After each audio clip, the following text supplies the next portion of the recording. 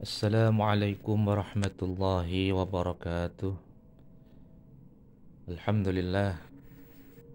Wassalatu wassalamu ala rasulillah Sayyidina wa habibina wa syafi'ina wa qurrati a'yunina Muhammadin ibn Abdillah sallallahu alaihi wasallam wa ala alihi wa ashabihi wa man tabi'ah, amma ba'du. Hadratal muhtaramin, para alim, ulama, para kiai, para habaib, para ustadz dan ustazah Majelis Dakwah Channel rahimakumullah. Alhamdulillah, untuk hari ini kita akan melanjutkan kajian untuk jamaah Majelis Dakwah Channel. Untuk hari ini kita akan menjelaskan kiprah Wali Songo dalam menyebarkan agama Islam di Indonesia. Yaitu yang pertama, Maulana Malik Ibrahim atau Sunan Gresik. Beliau wafat 12 Rabiul Awal 822 atau 8 April 1419, yang makamnya berada di Perkuburan Gapura Wetan, Gresik. Yang kedua yaitu Raden Rahmat atau Sunan Ampel 1481, dimakamkan di Masjid Ampel, Surabaya. Yang ketiga yaitu Raden Paku, Raden Ainul Yakin atau Sunan Giri, di awal abad ke-16, Bukit Giri, Gresik, beliau dimakamkan. Yang keempat yaitu Raden Maulana Maktum Ibrahim atau Sunan Bonang. Beliau wafat tahun 1525, dimakamkan di Tuban. Yang kelima Raden Qasim Saifuddin atau Sunan Derajat. Beliau wafat pertengahan abad ke-16, dimakamkan di Sedayu, Gresik. Yang keenam yaitu Sarif Hidayatullah atau Sunan Gunung Jati. Beliau wafat tahun 1570, dimakamkan di Gunung Jati di Desa Astana, Cirebon. Yang ketujuh yaitu Ja'far Shadiq atau Sunan Kudus. Beliau wafat tahun 1550, dimakamkan di Kudus. Yang kedelapan Raden Mas Said atau Sunan Kalijaga, wafat di pertengahan abad ke-15, yang dimakamkan di Kalidangu, Demak. Yang kesembilan Raden Said atau Raden Prawoto atau Sunan Muria, wafat di abad ke-16, dimakamkan di Bukit Muria, Jepara. Hadirin wal hadirat muslimin rahimakumullah. Dalam penyebaran Islam di Indonesia atau di Pulau Jawa ini, yaitu disebarkan oleh Wali Songo atau Wali Sembilan. Sunan Gresik atau Malik Ibrahim Maulana atau Sunan Ampel, itu nama aslinya Raden Rahmat.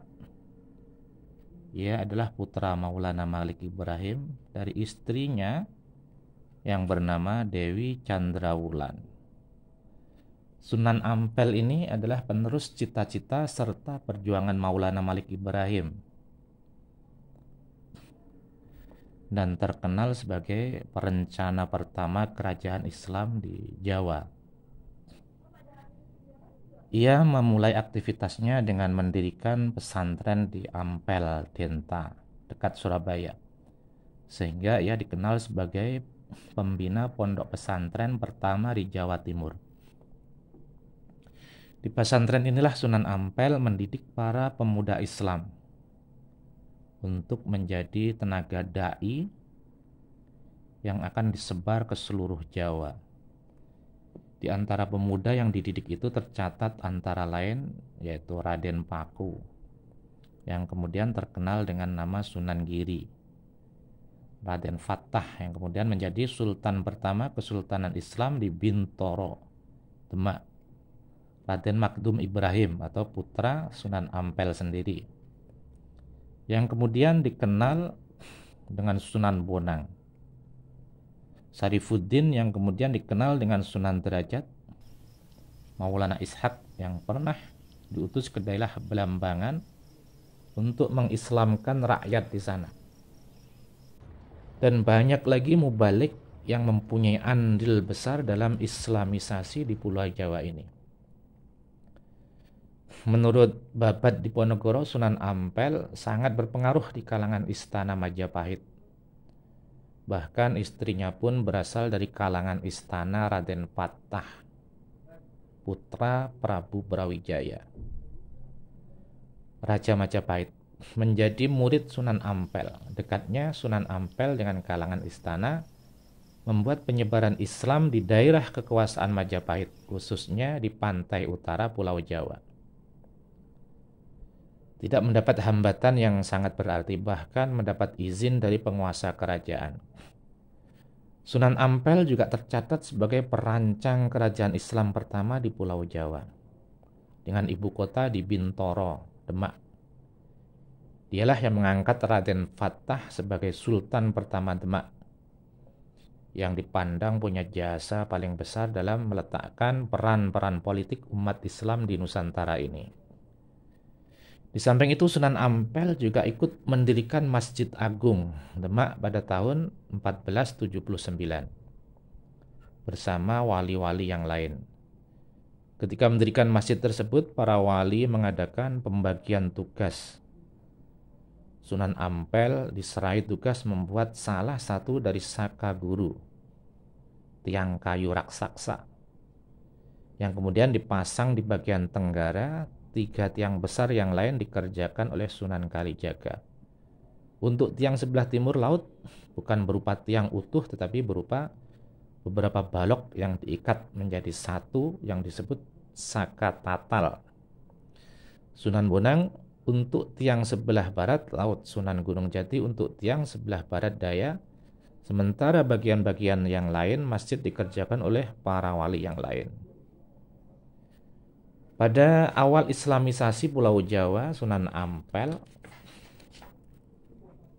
menginginkan agar masyarakat menganut keyakinan yang murni. Ia tidak setuju bahwa kebiasaan masyarakat Jawa seperti kenduri, selamatan, sesaji, dan sebagainya tetap hidup dalam sistem sosiokultural masyarakat yang telah memeluk agama Islam. Namun wali-wali yang lain mendapatkan bahwa untuk sementara semua kebiasaan tersebut harus dibiarkan, karena masyarakat sulit meninggalkannya secara serentak. Akhirnya Sunan Ampel mentoleransinya. Hal tersebut terlihat dari persetujuannya ketika Sunan Kalijaga dalam usahanya menarik penganut Hindu dan Buddha, mengusulkan agar adat istiadat Jawa itulah yang diberi warna Islam. Lalu Sunan Ampel setuju walaupun ia tetap mengkhawatirkan adat dan upacara tersebut kelak menjadi bid'ah. Hadirin muslimin muslimat rahimakumullah. Yang kedua yaitu Sunan Bonang, dianggap sebagai pencipta gending pertama dalam rangka mengembangkan ajaran Islam di pesisir utara Jawa Timur. Ia adalah putra Raden Rahmat dari perkawinannya dengan Dewi Candrawati dan merupakan saudara sepupu Sunan Kalijaga. Ia terkenal dengan nama Raden Maulana Makdum Ibrahim atau Raden Ibrahim. Makdum adalah gelar yang biasa diberikan kepada seorang ulama besar di India, dan berarti orang yang sangat dihormati. Dari perkawinannya dengan Dewi Hiroh, ia memperoleh seorang putri bernama Dewi Rukhil, yang kemudian diperistri oleh Sunan Kudus. Setelah belajar Islam di Pasai, Aceh, Sunan Bonang kembali ke Tuban, Jawa Timur untuk mendirikan pondok pesantren. Santri-santri yang menjadi muridnya berdatangan dari berbagai daerah Nusantara. Setelah Sunan Ampel wafat, pesantren yang ditinggalkannya tidak lagi mempunyai pemimpin yang resmi. Maka untuk mengisi kekosongan itu, Sunan Bonang memprakarsai musyawarah para wali untuk membicarakan siapa yang akan memimpin pesantren tersebut. Dari hasil musyawarah, para wali memutuskan untuk mengangkat Raden Fatah menjadi pengganti almarhum Sunan Ampel. Hadirin rahimakumullah, Sunan Bonang dan para wali lainnya dalam menyebarkan agama Islam selalu menyesuaikan diri dengan corak kebudayaan masyarakat Jawa yang sangat menggemari wayang serta musik gamelan. Mereka memanfaatkan pertunjukan tradisional itu sebagai media dakwah. Jadi tidak dihancurkan, tidak dihanguskan kebudayaan masyarakat Jawa di waktu itu. Justru oleh para wali, oleh Sunan Bonang dijadikan media dakwah untuk menyebarkan ajaran agama Islam dengan menyisipkan nafas Islam ke dalamnya. Misalnya dari syair lagu gamelan yang diciptakan para wali tersebut berisi pesan tauhid, pengesaan Tuhan, sikap menyembah Allah Subhanahu wa taala dan tidak menyekutukannya. Jadi setiap bait lagu diselingi dengan syahadatain, ucapan 2 kalimat syahadat. Itulah cara berdakwah Sunan Bonang dan wali-wali yang lainnya. Jadi tidak seperti sekarang. Kalau sekarang apa-apa bid'ah, apa-apa musyrik, apa-apa kafir. Padahal yang seperti itu belum berdakwah kepada masyarakat awam, tapi sudah teriak-teriak bid'ah, musyrik, kafir, neraka, dan seterusnya. Hadirin rahimakumullah, jadi setiap bait lagu diselingi dengan syahadatain, ucapan 2 kalimat syahadah. Sunan Bonang sendiri menciptakan lagu yang dikenal dengan tembang Durma, sejenis macapat yang melukiskan suasana tegang, bengis, dan penuh amarah.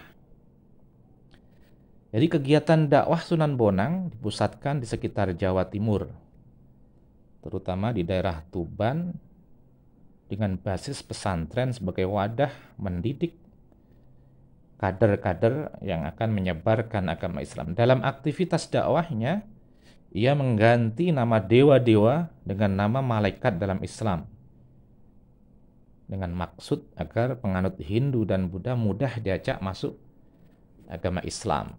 Itulah cara berdakwah para wali Songo terdahulu. Tidak seperti sekarang, melihat patung saja sudah ribut seluruh Indonesia. Tapi kalau cara berdakwah Sunan Wali Songo itu berbeda. Hadirin rahimakumullah, Sunan Bonang memberikan pendidikan Islam secara pendalaman kepada Raden Fatah atau putra Raja Majapahit Prabu Brawijaya V, yang kemudian menjadi Sultan pertama Demak. Catatan-catatan pendidikan tersebut kini terkenal dengan suluk Sunan Bonang atau Primbon Sunan Bonang. Isi buku tersebut bentuk prosa ala Jawa Tengah. Kalimatnya sangat banyak dipengaruhi bahasa Arab dan sampai sekarang antara lain masih tersimpan yaitu di Universitas Leiden, negeri Belanda. Hadirin wal hadirat rahimakumullah, itulah cara berdakwah para alim ulama, para wali di zaman dahulu. Jadi beliau, para wali itu menyampaikan dakwahnya, ajakan untuk bertauhid kepada Allah melalui budaya-budaya yang berlaku di masyarakat Jawa. Jadi tidak dihancurkan, akan tetapi budaya-budaya masyarakat Jawa itu diisi dengan ajakan-ajakan agar supaya bertauhid kepada Allah. Kenduri atau yang biasa disebut dengan selamatan, tahlilan, itu dulu memuja kepada dewa-dewa. Tapi dengan datangnya para wali diganti dengan membaca doa-doa yang diajarkan oleh Rasulullah Sallallahu Alaihi Wasallam, dengan berzikir, dengan bertasbih, bertahmid.